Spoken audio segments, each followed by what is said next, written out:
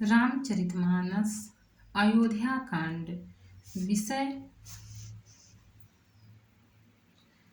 श्री राम सीता लक्ष्मण का वन गमन और नगर निवासियों को सोए छोड़कर आगे बढ़ना।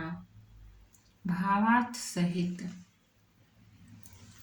दोहा।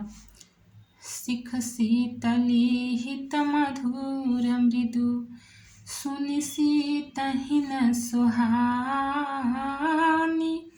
शरद चंद चंदिनी लगत, जनु चकई अकुलानी।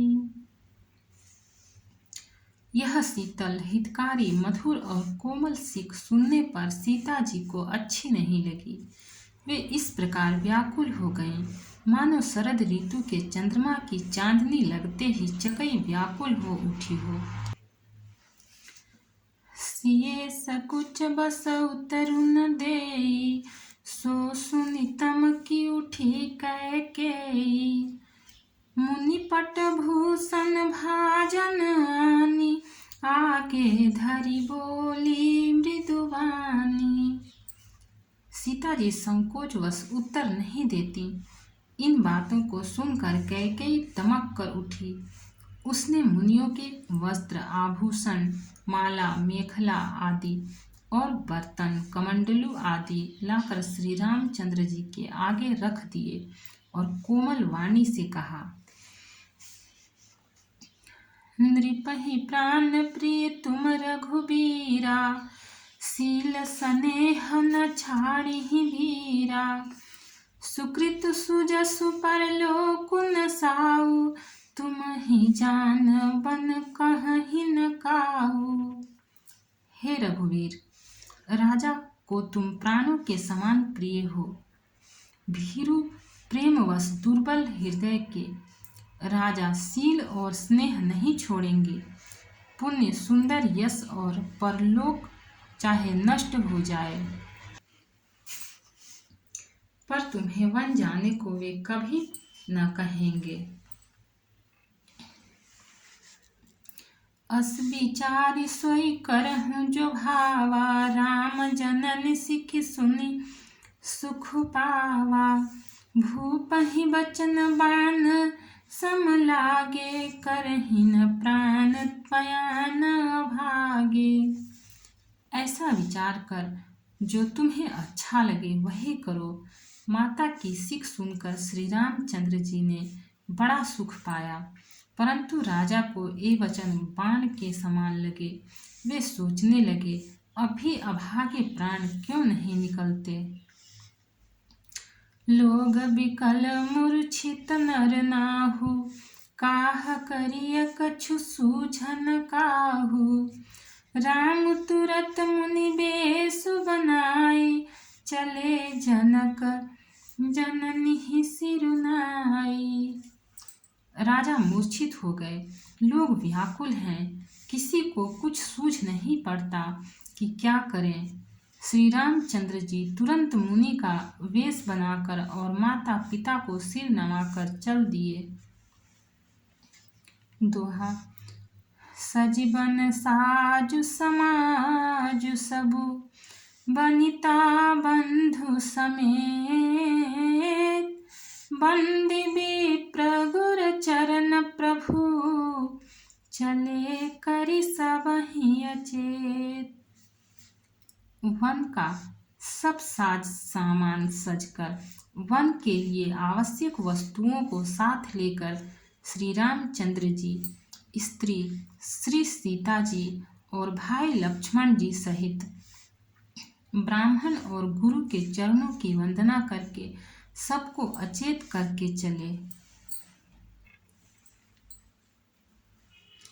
निकसी वशिष्ठ द्वार भय ठाढ़े, देखे लोग बिरह दव दाढ़े। कही प्रिय वचन सकल समुझाए, विप्र वृंद रघुबीर बुलाए। राजमहल से निकलकर श्री रामचंद्र जी वशिष्ठ जी के दरवाजे पर जा खड़े हुए और देखा कि सब लोग विरह की अग्नि में जल रहे हैं। उन्होंने प्रिय वचन कहकर सबको समझाया। फिर श्री रामचंद्र जी ने ब्राह्मणों की मंडली को बुलाया। गुरसन कहीं बर शासन दिन है, आदर दान विनय बस कीन है। जाचक दान मान संतोषे, मीत पुनीत प्रेम परितोषे। गुरु जी से कहकर उन सबको वर्ष भर का भोजन दिए और आदर दान तथा विनय से उन्हें वश में कर लिया। फिर याचकों को दान और मान देकर संतुष्ट किया तथा मित्रों को पवित्र प्रेम से प्रसन्न किया। दासी दास बुलाई बहोरी, गुरु ही सौंपी बोले कर जोरी। सब कैसार संभार गोसाई, कर भी जनक जननी की नाई। फिर दास दासियों को बुलाकर उन्होंने गुरु जी को सौंपकर हाथ जोड़कर बोले, हे गोसाई, इन सबकी माता पिता के समान सार संभाल देख रेख करते रहिएगा। 12 बार जोरी जुग पानी, कहत राम सब सन मृदुबानी। सोई सब भांति मोर हितकारी, जेहि रहे भुआल सुखारी। श्री रामचंद्र जी बार बार दोनों हाथ जोड़कर सबसे कोमल वाणी कहते हैं कि मेरा सब प्रकार से हितकारी मित्र वही होगा जिसकी चेष्टा से महाराज सुखी रहें। दोहा। मातु सकल मोरे बिरहा, जेहि न होहि दुख दीन। सोई उपाउ तुम करेहु सबा, पुरजन परम प्रवीण। हे परम चतुरपुरवासी सज्जनों, आप लोग सब वही उपाय करिएगा जिससे मेरी सब माताएं मेरे विरह के दुख से दुखी न हों। यही विधि राम सबहि समुझावा, गुरुपद पद्म हरषि सिरुनावा। गणपति गौरी गनी गरी गिरी सुमनाई, चले असीस पाई रघुराई। इस प्रकार श्री राम जी ने सबको समझाया और हर्षित होकर गुरु जी के चरण कमलों में सिर नवाया। फिर गणेश जी, पार्वती जी और कैलाशपति महादेव जी को मनाकर तथा आशीर्वाद पाकर श्री रघुनाथ जी चले। राम चलत अति भयउ विषादु, सुनी न जाय पुर आरत नादु।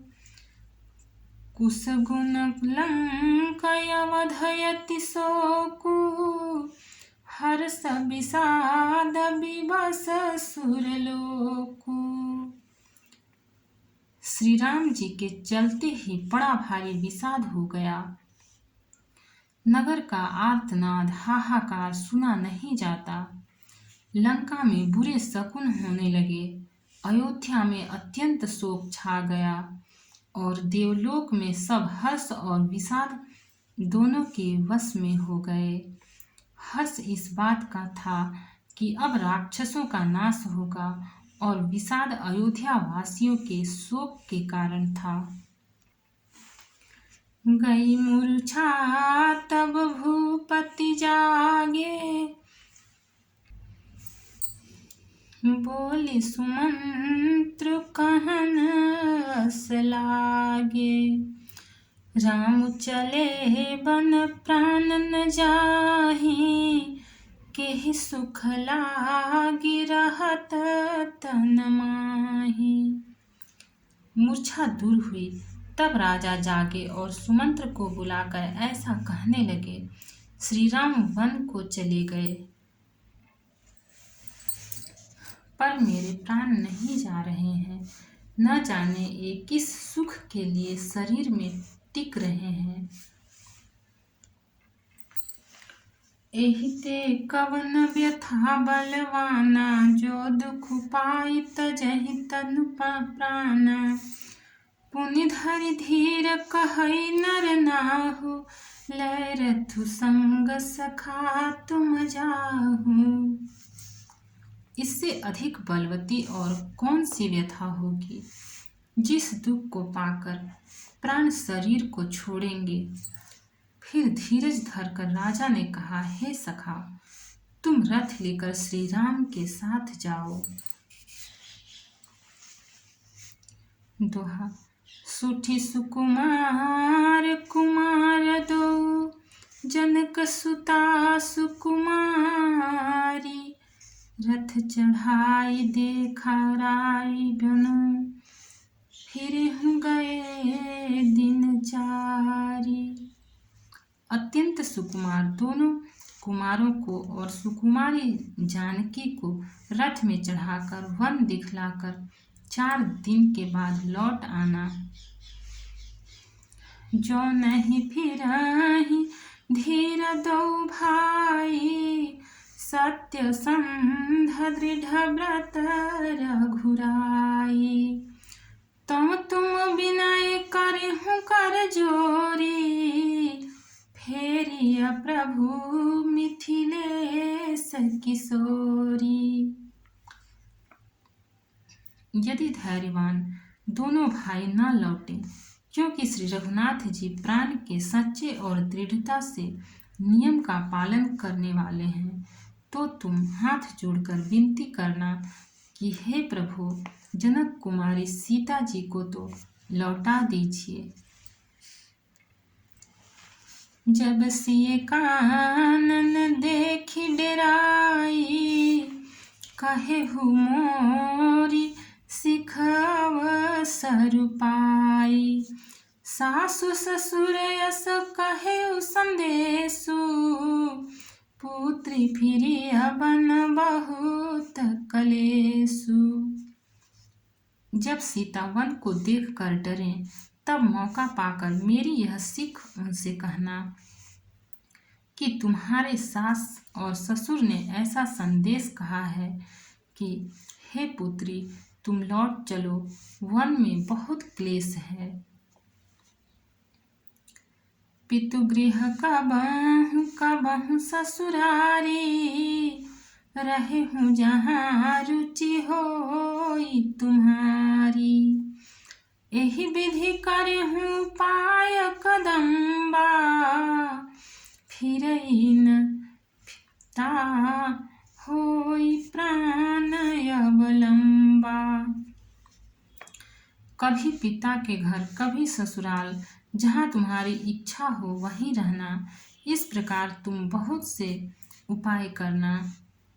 यदि सीता जी लौट आई तो मेरे प्राणों को सहारा हो जाएगा। नाही त मोर मरनु परिणामा, कछु न बसाई भय विधि बामा। अस कहि मूर्छि परामहि राऊ, राम लखन सिए आनि दिखाऊ। नहीं तो अंत में मेरा मरण ही होगा। विधाता के विपरीत होने पर कुछ वश नहीं चलता। हाँ राम, राम, लक्ष्मण और सीता को लाकर दिखाओ। ऐसा कहकर राजा मूर्छित होकर पृथ्वी पर गिर पड़े। दोहा। पाई जाय सुनाई सिरु, रथु अति बेग बनाई। गयऊ जहाँ बाहिर नगर, सिए सहित दो भाई। सुमंत्र जी राजा की आज्ञा पाकर सिर नवाकर और बहुत जल्दी रथ जुड़वाकर वहां गए जहां नगर के बाहर सीता जी सहित दोनों भाई थे। तब सुमंत्र नृप बचन सुनाए, कर बिनती रथ राम चढ़ाए। चढ़ी रथ से सहित दो भाई, चले हृदय अवधहि सिरुनाई। तब वहां पहुंचकर सुमंत्र ने राजा के वचन श्री रामचंद्र जी को सुनाए और विनती करके उनको रथ पर चढ़ाया। सीता जी सहित दोनों भाई रथ पर चढ़कर हृदय में अयोध्या को सिर नवाकर चले। चलत राम लखी अवधनाथा, बिकल लोग सब लागे साथा। कृपा सिंधु बहुविधि समुझावहि, फिरहि प्रेम बस पुनि फिर आवहि। श्री रामचंद्र जी को जाते हुए और अयोध्या को अनाथ होते हुए देखकर सब लोग व्याकुल होकर उनके साथ हो लिए। कृपा के समुद्र श्री राम जी उन्हें बहुत तरह से समझाते हैं तो वे अयोध्या की ओर लौट जाते हैं, परंतु प्रेमवश फिर लौट आते हैं। लागति अवध भयावनि भारी, मानहु काल राति अंधियारी। घोर जंतु समपुर नर नारी, डर पहिए कहिए एक निहारी। अयोध्यापुरी बड़ी डरावनी लग रही है, मानो अंधकारमयी काल रात्रि ही हो। नगर के नर नारी भयानक जंतुओं के समान एक दूसरे को देखकर डर रहे हैं। घर मसान परिजन जन भूता, सुत हित मीत मनहु जमदूता। बागन बिटप बेली कुमलाही, सरित सरोवर देखी न जाही। घर शमशान, कुटुंबी, भूत प्रेत और पुत्र हितैषी और मित्र मानो यमराज के दूत हैं। बगीचों में वृक्ष और बेलें कुम्हला रही हैं। नदी और तालाब ऐसे भयानक लगते हैं कि उनकी ओर देखा भी नहीं जाता। दोहा। है गय कोटिन केली मृगा, पुर पशु चातक मोर। पिकरथंग सुख सारिका, सारस हंस चकोर। करोड़ों घोड़े, हाथी, खेलने के लिए पाले हुए हिरन, नगर के गाय, बैल, बकरी आदि पशु, पपीहे, मोर, कोयल, चकवे, तोते, मैना, सारस, हंस और चकोर। राम वियोग बिकल सब ठाढ़े, जहाँ तहाँ मनहु चित्र लिखि काढ़े। नगर सफल बन गहबर भारी, खग मृग विपुल सकल नर नारी। श्री राम जी के वियोग में सभी व्याकुल हुए, जहाँ तहाँ ऐसे चुपचाप स्थिर होकर खड़े हैं मानो तस्वीरों में लिखकर बनाए हुए हैं। नगर मानो फलों से परिपूर्ण बड़ा भारी सघन वन था। नगरवासी सब स्त्री पुरुष, बहुत से पशु पक्षी थे, अर्थात अवधपुरी धर्म, अर्थ, काम, मोक्ष चारों फलों को देने वाली नगरी थी और सब स्त्री पुरुष सुख से उन फलों को प्राप्त करते थे। विधि कैके कई किरातिन किन्ही, जेहि दव दुसह दसहु दिसि दीन्ही। सहि न सके रघुबर बिरहागी, चले लोग सब व्याकुल भागी। विधाता ने कैकेयी को भीलनी बनाया, जिसने 10 दिशाओं में दुसह दावाग्नि भयानक आग लगा दी।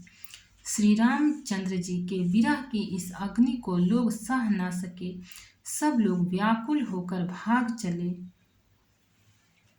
सब ही विचारु कीन्ह मन माही, राम लखन सिय बिनु सुख नाही।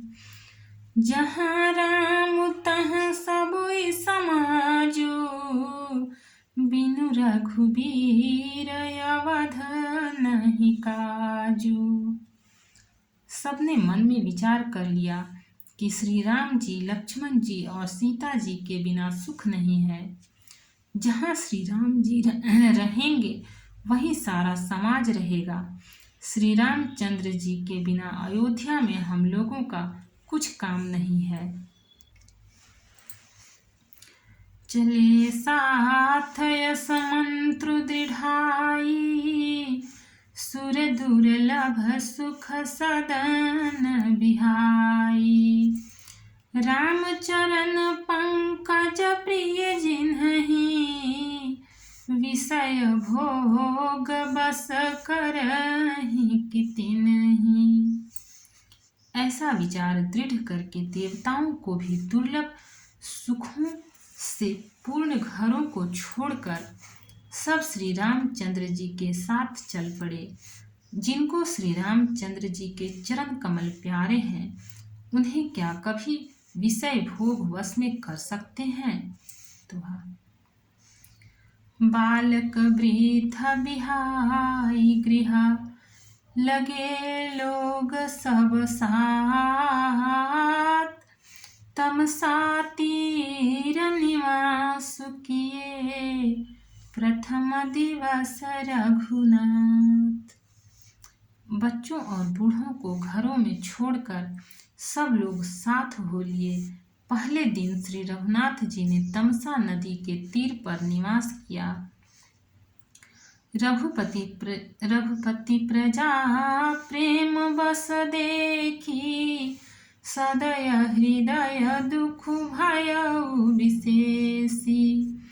करुणामय रघुनाथ गोसाई, बेगी पाई पीर पराई। प्रजा को प्रेमवश देखकर श्री रघुनाथ जी के दयालु हृदय में बड़ा दुख हुआ। प्रभु श्री रघुनाथ जी करुणामय हैं, पराई पीड़ा को वे तुरंत पा जाते हैं, अर्थात दूसरे का दुख देखकर वे तुरंत स्वयं दुखित हो जाते हैं। कही सप्रेम मृदु बचन सुहाए, बहुविधि राम लोग समझाए।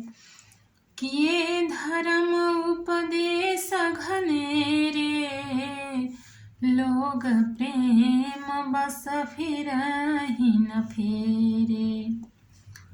प्रेम युक्त कोमल और सुंदर वचन कहकर श्री राम जी ने बहुत प्रकार से लोगों को समझाया और बहुतेरे धर्म संबंधी उपदेश दिए, परंतु प्रेमवश लोग लौटते नहीं। सीलु सनेहु छाड़ी नहीं जाई, असमंजस बस भेर घुराई। लोग सोग श्रम भन बस गए सोई, कछुक देव माया मति मोई। सील और स्नेह छोड़ा नहीं जाता। श्री रघुनाथ जी असमंजस के अधीन हो गए, दुविधा में पड़ गए। शोक और परिश्रम थकावट के मारे लोग सो गए और कुछ देवताओं की माया से भी उनकी बुद्धि मोहित हो गई। जब ही जाम जुग जामिनी बीती, राम सचिव सन कहे उषा प्रीति। खोज मारी रथुहा कहूँ ताता, आन उपाय बिनहि नहीं बाता। जब दोपहर रात बीत गई तब श्री रामचंद्र जी ने प्रेम पूर्वक मंत्री सुमंत्र से कहा, हे तात, रथ के खोज मारकर अर्थात पहियों के चिन्हों से दिशा का पता न चले इस प्रकार रथ को हाँकिए और किसी उपाय से बात नहीं बनेगी। दोहा। राम लखन सिय जान चढ़ी, शंभु चरण सिरुनाई। सचिव चलायउ तुरथ रथु, इत उत खोज दुराई।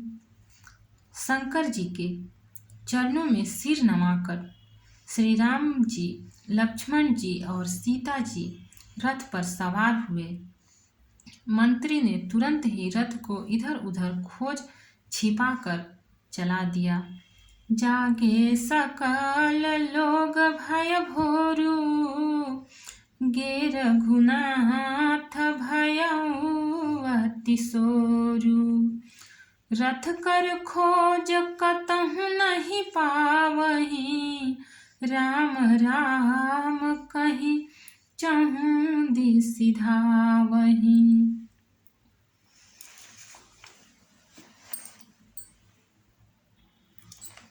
सवेरा होते ही सब लोग जागे तो बड़ा शोर मचा कि रघुनाथ जी चले गए, कहीं रथ का खोज नहीं पाते। सब हा राम पुकारते हुए चारों ओर दौड़ रहे हैं। भक्त और भगवान की जय। चैनल को लाइक, सब्सक्राइब और शेयर करें। कमेंट में जय सिया राम लिखें।